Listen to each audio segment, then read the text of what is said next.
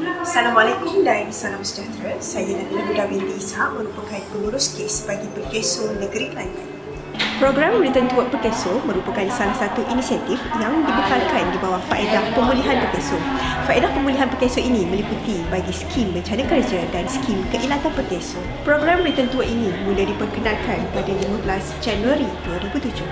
Program ini merupakan program pemulihan fizikal yang membantu orang berinsurans yang terlibat dalam kemalangan jalan raya dan mempunyai ketidakupayaan agar mereka berjaya kembali bekerja semula.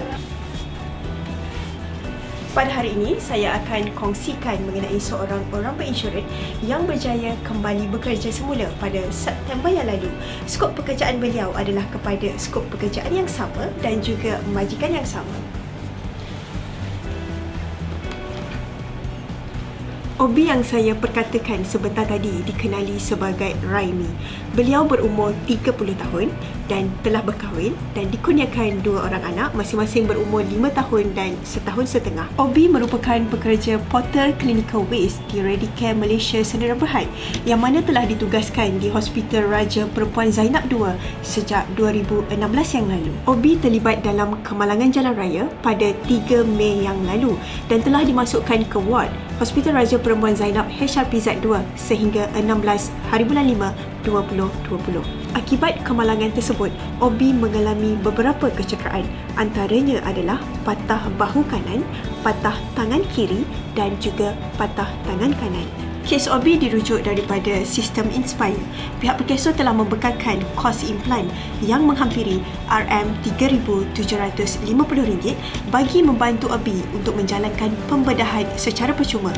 Hal ini kerana caruman Obi adalah melebihi kadar minima yang kita perlukan. Disebabkan langkah proaktif pihak Perkeso dalam meluluskan kes permohonan tersebut dalam masa yang singkat, Obi telah berjaya menjalani pembedahan yang diperlukan pada 5 Mei 2020. Antara pembedahan yang dilakukan adalah seperti berikut.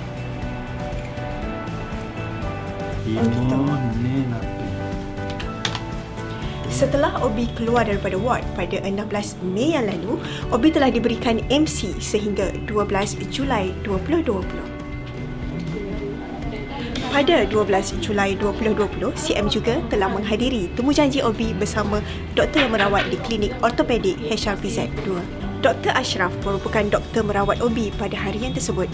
Doktor tersebut menyatakan bahawa Obi kini mampu dan boleh untuk menjalankan pemulihan fisioterapi yang intensif bagi mempercepatkan proses pemulihan beliau. CM telah mengambil langkah proaktif untuk merujuk Obi kepada panel pemulihan HMC Providers Sdn Bhd bermula pada 14 Julai hingga 31 Ogos. Kemudian, setelah Obi mampu untuk berjalan menggunakan tongkat, Obi telah dirujuk kepada pusat pemulihan yang berdekatan iaitu di Lundang. Antara pemulihan fizikal yang Obi terima di pusat pemulihan tersebut, Obi telah menerima rawatan untuk menguatkan semula tangan kanan beliau dan juga kaki kiri beliau. Disebabkan pemulihan yang intensif tersebut, Obi telah berjaya kembali bekerja pada 27 September yang lalu dan kini mampu untuk menjalankan skop kerja beliau seperti sedia kala. Penilaian tempat kerja ataupun juga dikenali sebagai Worksite Assessment telah dijalankan oleh pengurus kes pada 13 Oktober yang lalu. Hasil perbincangan bersama dengan Puan Syaidatul Akmal, merangkap Healthcare Waste Supervisor, beliau menyatakan Obi mampu untuk menjalankan kerja beliau semula sama seperti sebelum beliau terlibat dalam kemalangan jalan raya. Skop kerja beliau adalah merupakan sebagai porter clinical waste yang mana beliau ditugaskan untuk mengambil clinical waste di bahagian yang tertentu yang telah ditetapkan oleh pihak majikan. Obi mula melakukan kutipan sisa klinikal pada 8.30 pagi dan 10.30 pagi bagi shift pagi.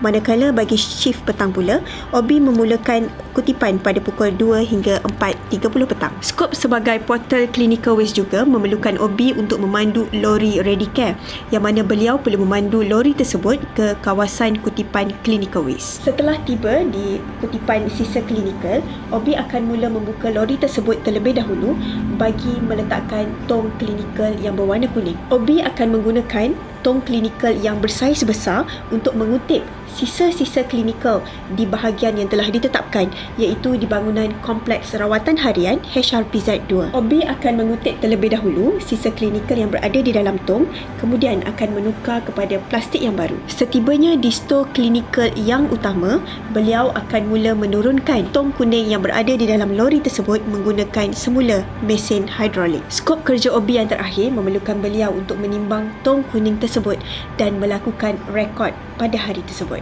Saya Muhammad Raimi Mukhtar. Saya bekerja Radicare di Kota Baru sebagai clinical waste. Saya ni ada clinical air.